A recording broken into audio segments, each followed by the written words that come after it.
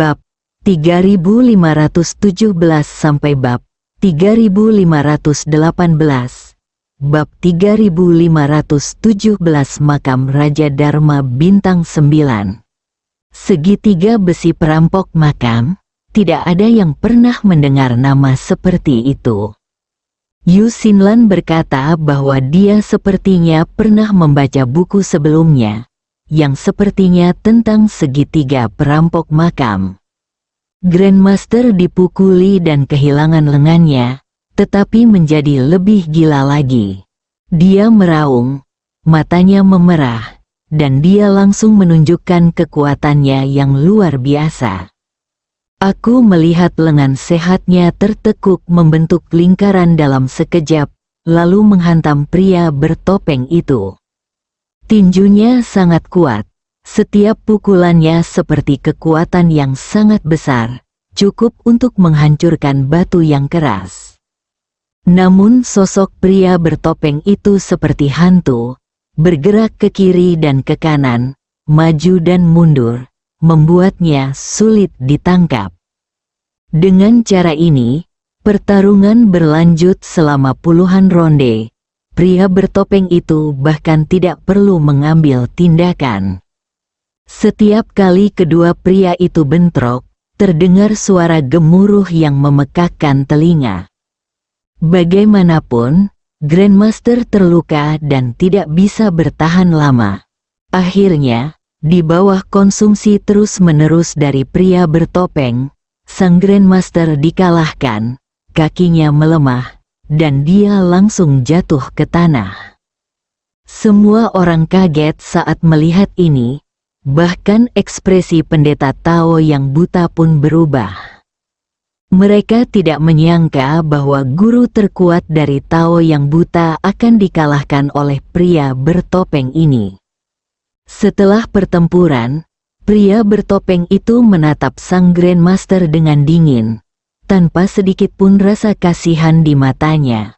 Kekuatanmu bagus, tapi itu tidak cukup untuk menghentikanku. Untungnya pria bertopeng itu tidak membunuhnya. Melihat tuannya dikalahkan, anak buah pendeta Tao yang buta itu mundur satu demi satu, tidak berani terus bertarung dengan pria bertopeng dan yang lainnya. Sang Grandmaster sangat malu. Dia mengira dia tidak terkalahkan.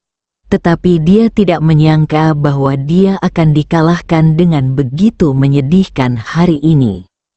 Semua orang memandang pendeta Tao yang buta itu, menunggu perintahnya. Pria bertopeng itu menyingkirkan pisau berpunggung hitam itu, dan matanya menyapu kerumunan. Akhirnya berhenti pada pendeta Tao yang buta itu dengan ekspresi muram. Kali ini, pria tampan itu berkata, "Semuanya, tujuan kami bukan kamu, jangan minta masalah." Pria gendut itu terkekeh dan berkata, "Sekarang kamu tahu betapa kuatnya dirimu, keluarlah dari sini." Setelah hening sejenak, pendeta Tao yang buta itu berbicara, suaranya tenang dan tegas. "Kami tidak perlu menjadi musuh," kata penganut Tao yang buta itu. Padahal dia sedang menghadapi lawan yang baru saja mengalahkan bawahan terkuatnya. "Saya tertarik pada sesuatu di makam Raja Dharma Bintang 9. Anda dapat mengambil harta lainnya sesuka Anda," kata penganut Tao yang buta itu. Pria gendut itu berkata dengan nada menghina, "Mengapa kami harus bekerja sama denganmu?" Pendeta Tao yang buta itu tersenyum tipis. Meskipun dia memakai kacamata hitam, sepertinya dia bangga. Dia berkata, "Tidak ada yang lebih mengenal makam ini selain saya. Saya dapat memecahkan mekanisme di dalamnya, sehingga Anda tidak perlu repot. Selain itu, yang saya inginkan adalah benda tua dengan legenda, yang tidak berharga di mata Anda." Pria gendut itu mengangkat bahu dengan acuh tak acuh. "Selama adik laki-laki itu ada di sini, kami tidak takut pada agensi manapun. jadi mengapa kami harus berbagi sesuatu dengan Anda? Yang dimaksud Fatih adalah dia tidak mau memberikan apapun kepada orang lain. Pria tampan itu merenung sejenak, lalu mengangguk setuju dengan usulan pendeta Tao yang buta itu. Oke, kami setuju dengan persyaratan Anda. Pendeta Tao yang buta itu mengangguk dan berkata, kalau begitu, kita bisa memasuki lorong makam bersama-sama. Jangan khawatir, saya tahu mekanisme di sini dengan sangat baik. Dengan saya yang memimpin, kita bisa menghindari banyak masalah yang tidak perlu. Pria gendut itu ingin mengatakan sesuatu yang lain, tetapi dihentikan oleh pria tampan itu. Pria bertopeng itu tidak mengucapkan sepatah kata pun sepanjang waktu. Kemudian, pawang monyet tua itu bertanya dengan rasa ingin tahu, "Tiga perampok makam, siapa kamu? Mengapa saya belum pernah mendengar tentang kamu?" Pria gendut itu berkata dengan bangga, "Panggil saja saya gendut, ini Tuan Wu Jie dan Tuan Wu." Dia menunjuk pria tampan itu dan berkata, "Adik laki-laki ini sangat terkenal. Kalian para katak di dalam sumur bahkan tidak mengenalnya. Namanya Meng Suiping." Ye Chong memandangi ketiga orang aneh ini dan tidak berkata apa-apa. Dia melihat botol air yang pengap. Orang ini sangat kuat dan mungkin telah mencapai tingkat keabadian setengah langkah. Ye Chong sangat terkejut karena ada makhluk abadi yang datang untuk merampok makam itu. Tapi kemudian aku memikirkannya, kenapa aku tidak datang untuk merampok makam itu meskipun aku berada di alam surga? Mungkin mereka punya rahasia tersembunyi. Memikirkan hal ini, Ye Chong tersenyum pada dirinya sendiri. Namun, yang paling membuat Ye Chong aneh adalah kekuatan orang ini sangat berbeda dari kultivasi normal. Dan semua orang mencapai kesepakatan sementara dan memasuki lorong makam bersama-sama. Bagian dalam lorong makam gelap dan lembab, dan banyak terdapat mural yang diukir di dinding. Kali ini, pendeta Tao yang buta itu memegang tongkat orang buta dan berjalan di depan. Pria bertopeng dan dua orang lainnya mengikuti. Ye Chong, Yu Xinlan, Zhao Xie dan pawang monyet tua sedang berjalan di tengah-tengah tim. Pria gendut itu melihat sekeliling dari waktu ke waktu, menunjukkan ketertarikan yang besar pada mural dan ukiran di kedua sisi lorong makam. Seperti yang dikatakan oleh penganut Tao buta, lorong makam ini memang penuh dengan mekanisme. Namun penganut Tao yang buta tampaknya mengetahui institusi-institusi ini dengan baik. Di beberapa tempat penting, dia secara akurat menunjukkan lokasi jebakan dan cara melucuti senjatanya.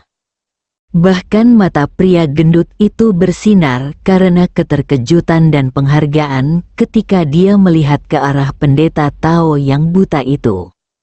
Wu Jie bertanya dengan rasa ingin tahu, "Guru Tao, mengapa kamu begitu akrab dengan tempat ini?"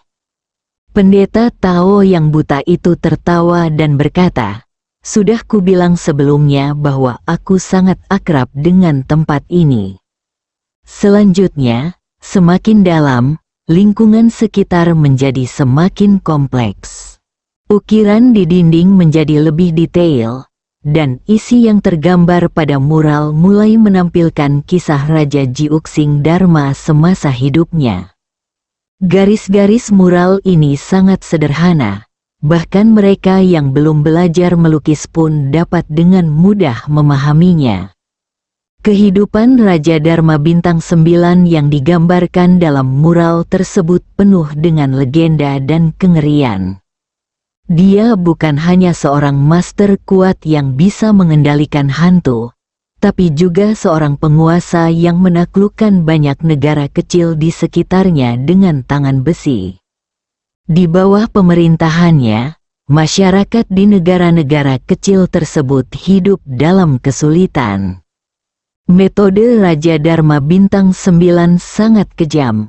Dia tidak hanya memanggil roh jahat untuk mengalahkan musuh di medan perang, tetapi juga merenggut jiwa para tahanan dan penentang setelah perang.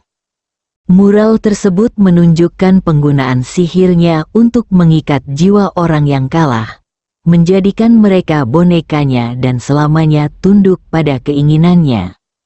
Kemampuan ini membuatnya semakin kuat di medan perang dan membuat takut musuh-musuhnya. Pada saat ini, Pendeta Tao yang buta juga menceritakan beberapa legenda yang dia ketahui tentang Raja Dharma Bintang 9. Menurut legenda, kekuatan Raja Dharma Bintang 9 berasal dari kendalinya atas dunia bawah. Dia dapat menggunakan ritual dan mantra khusus untuk membuka portal ke dunia bawah dan memanggil hantu yang kuat untuk bertarung demi dia. Di bawah komando Raja Dharma Bintang 9, hantu-hantu ini menjadi pasukan yang tak tertandingi, membantunya menaklukkan satu demi satu negara. Mendengar ini, hati Ye Chong tergerak. Saat dia membuka portal ke dunia bawah, mungkinkah itu lampu pemicu jiwa yang legendaris? Namun, apa yang dilakukan Raja Dharma Bintang 9 pada akhirnya berujung pada hukuman ilahi. Pada malam badai petir, guntur besar tiba-tiba menyambar dari langit dan langsung menghantam istana Raja Jiuxing Dharma.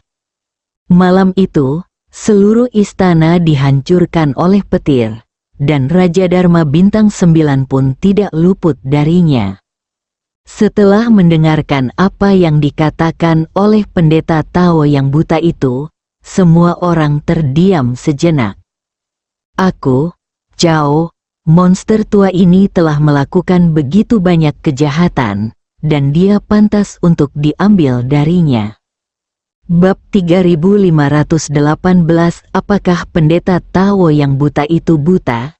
Semua orang terus bergerak maju perlahan di lorong makam, mendengarkan cerita Pendeta Tao yang buta dan melihat pola pada mural. Tanpa sadar, semua orang merasakan perasaan yang menakutkan. Muralnya terlihat seperti aslinya, menggambarkan adegan Raja Dharma Bintang 9 yang menaklukkan berbagai negara. Raja Dharma Bintang 9 dalam lukisan itu tinggi dan perkasa, mengenakan topeng, dan di belakangnya ada pasukan hantu yang tak terhitung jumlahnya.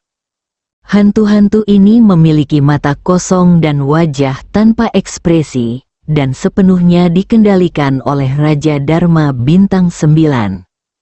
Saat Ye Chong melihat mural ini, dia terus berpikir dalam benaknya.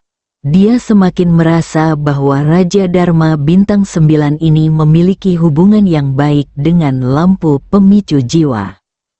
Mungkin prajurit Yin Raja Dharma Bintang 9 ini berasal dari Hades Kutub Timur. Yu Xinlan menggelengkan kepalanya sambil melihatnya dan berkata, kekuatan Raja Dharma ini jauh melebihi orang biasa. Meski hidupnya penuh dengan penaklukan dan kemuliaan, pada akhirnya ia dihukum oleh Tuhan karena kekejaman dan kekejamannya, keserakahan. Tampaknya orang tidak bisa berbuat terlalu banyak. Di sisi lain, Zhao Xie dan pemain monyet tua itu juga dikejutkan dengan cerita di mural tersebut. Mereka berdiskusi dengan suara pelan tentang kehidupan Raja Dharma Bintang 9, dan penuh rasa ingin tahu tentang sosok legendaris tersebut. Pria gendut itu lebih tertarik pada harta karun di lorong makam. Dari waktu ke waktu, dia mengambil beberapa perhiasan yang berserakan di tanah, dengan cahaya serakah bersinar di matanya. Menshu Ping dan Wu Jie berjalan di depan, Wu Jie dengan cermat mempelajari rune dan pola di lorong makam, mencoba mencari tahu beberapa rahasia Raja Dharma Bintang 9. Pendeta Tao yang buta menutup mata terhadap mural dan harta karun ini. Di dalam hatinya, dia hanya memiliki harta Raja Dharma Bintang 9. Akhirnya sampai di gerbang batu. Pintu batu itu diukir dengan potret Raja Dharma Bintang 9, dengan mata yang dalam, seolah sedang mengamati setiap orang yang memasuki lorong makam. Wu Jie melangkah maju dan dengan hati-hati mengamati gerbang batu itu sejenak, lalu berbalik dan bertanya kepada pendeta Tao yang buta itu, apa yang ada di balik gerbang batu ini? Pendeta Tao yang buta itu dengan tenang menjawab, itu pasti makam Raja Jiuxing Dharma. Di dalamnya tidak hanya berisi tubuhnya, tetapi juga berbagai harta yang dia kumpulkan selama hidupnya. Pria gendut itu menggosok tangannya, cahaya serakah muncul di matanya. Lalu tunggu apa lagi? Ayo cepat buka pintu batunya. Pendeta Tao yang buta itu mengangguk, lalu dia meraba-raba ke depan dan menggunakan tongkat buta untuk menekan dengan lembut alur yang tidak mencolok di sebelah pintu batu. Segera setelah itu, pintu batu itu perlahan terbuka, memperlihatkan sebuah lorong menuju ke dalam makam. Bahkan Ye Chong terkejut karena pendeta Tao yang buta ini begitu akrab dengan tempat ini. Semua orang masuk, dan ruang di dalam makam itu lebih luas dari yang mereka bayangkan. Di tengah makam terdapat sarkofagus Raja Dharma Bintang 9. Sarkofagus tersebut diukir dengan tanda aneh dan memancarkan suasana suram yang samar. Di sekitar makam ditempatkan berbagai perhiasan emas dan perak serta barang antik langka. Cahaya api memantulkan harta karun ini, memancarkan cahaya yang menyilaukan. Fatile tidak bisa menutup mulutnya, dan segera mulai mengumpulkan harta karun dan memasukkannya ke dalam tasnya. Pendeta Tao yang buta itu berjalan langsung menuju sarkofagus. Satu-satunya sasarannya adalah tongkat Raja Dharma Bintang 9. Zhao Xie juga tertarik, dan matanya melebar. Ketika dia hendak melangkah maju, pawang monyet tua itu mengingatkannya tepat waktu. Hati-hati, mungkin ada bahaya yang tidak diketahui di sini. Pergi dan buka peti mati itu dan lihatlah, perintah pendeta Tao yang buta itu. Anak buah pendeta Tao yang buta segera bergegas maju. Akibatnya, dia baru saja mendekati tempat yang berjarak 10 meter dari peti mati ketika tiba-tiba terjadi ledakan, dan tanah dalam jarak 10 meter runtuh.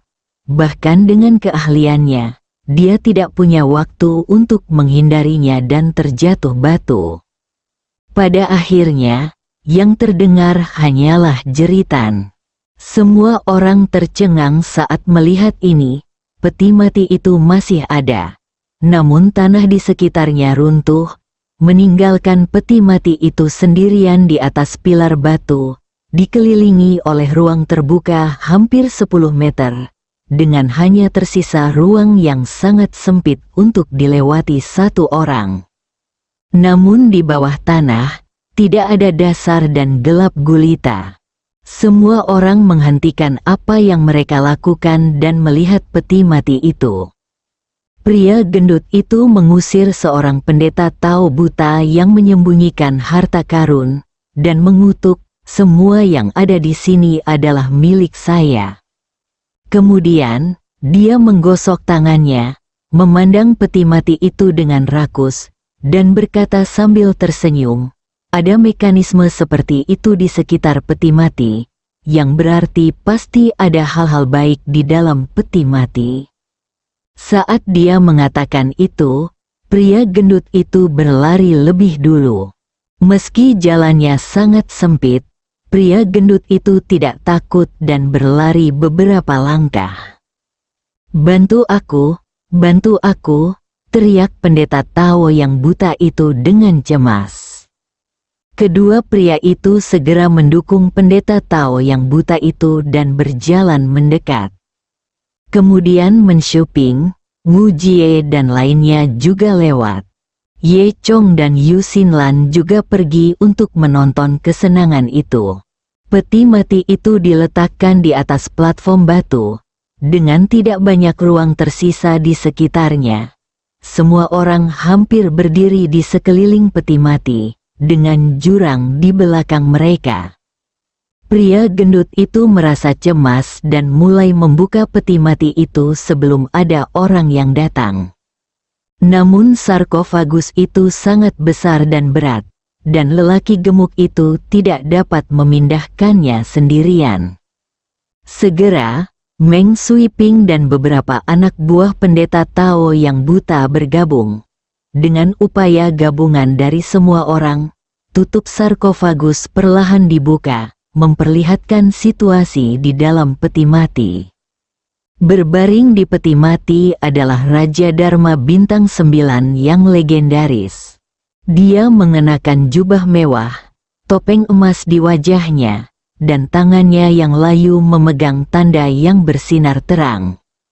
Ada lebih dari selusin harta karun yang ditempatkan di sekitar peti mati. Meski jumlahnya kecil, masing-masing harta tak ternilai harganya, dan tidak bisa dibandingkan dengan harta karun di tanah di luar. Mata pria gendut itu berbinar, dan dia terkikik. Nafas pendeta Tao yang buta itu tiba-tiba menjadi cepat. Token itu persis seperti yang dia impikan. Saya melihat pendeta Tao yang buta itu mengulurkan tangannya, siap untuk mengambil token itu. Tiba-tiba, pria gendut itu menghentikan tangan pendeta Tao yang buta itu. Matanya penuh dengan keserakahan. Apa yang kamu lakukan? Saya menginginkan benda ini. Saya tidak hanya setuju bahwa sisanya adalah milik Anda. Saya hanya menginginkan ini. Pria gendut itu terkekeh. Apakah menurutmu kami bodoh? Menurutku token ini terlihat luar biasa. Aku juga menginginkannya. Pendeta Tao yang buta itu berkata dengan suara yang dalam, "Apa yang kamu katakan?" Namun pria gendut itu menolak. Saya berkata, "Saya ingin token ini, bagaimana menurut Anda?" Suasana di antara keduanya tiba-tiba menjadi tegang. Yang lain tercengang, tidak tahu harus berbuat apa. Hanya Ye Chong, dengan matanya yang tajam, memperhatikan satu detail. Mengapa pendeta Tao yang buta bisa melihat tanda itu? Hanya ada satu alasan, dia tidak buta sama sekali. Tampaknya pendeta Tao yang buta ini memiliki banyak rahasia, dan dia berpura-pura buta demi tanda ini. Namun, Ye Chong tidak mengatakan apapun. Selain itu, yang lebih mengejutkan Ye Chong adalah bahwa token di tangan Raja Dharma Bintang 9 persis sama dengan yang diperoleh Yu Xinlan secara tidak sengaja sebelumnya. Namun, mata Dewa Naga Ye Chong melihatnya dan mengetahui bahwa yang ada di tangan Raja Dharma Bintang 9 sebenarnya palsu. Dan token aslinya terletak pada senjata ajaib luar angkasa miliknya. Bersambung.